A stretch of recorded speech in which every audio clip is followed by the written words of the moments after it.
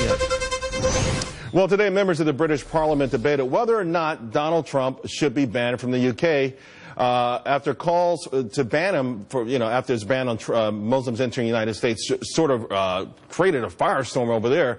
British Prime Minister David Cameron, he is opposing the ban. He has been opposed to it the whole time and said today that Muslim women actually must learn English or they might be deported. He also suggested that poor English skills can make migrants more susceptible to the ISIS message. Mika Mosbacher, Todd Starnes, and Jillian Melcher are back with me. All right, first let's talk about this, the notion of immigrants or migrants and this having to learn English.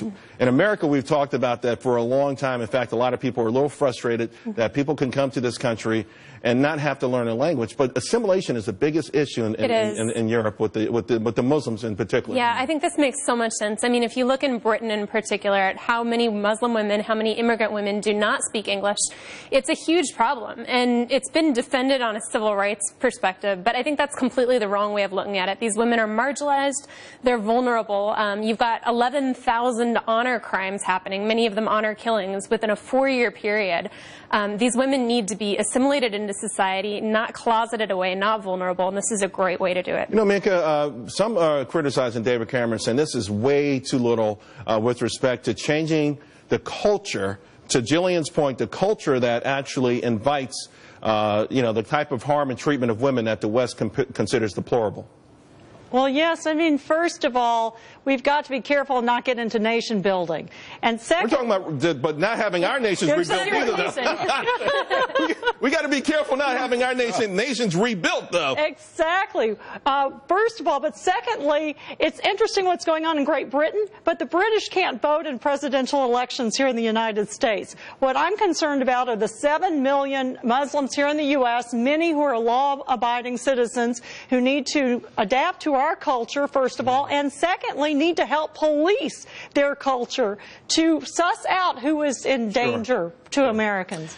Oh, Charles, I don't know about this. I think we need to pay very close attention to what's happening in Europe right now, because what's happening over there with this balkanization of their own countries, simply because these Muslims do not want to assimilate, that is going to happen here.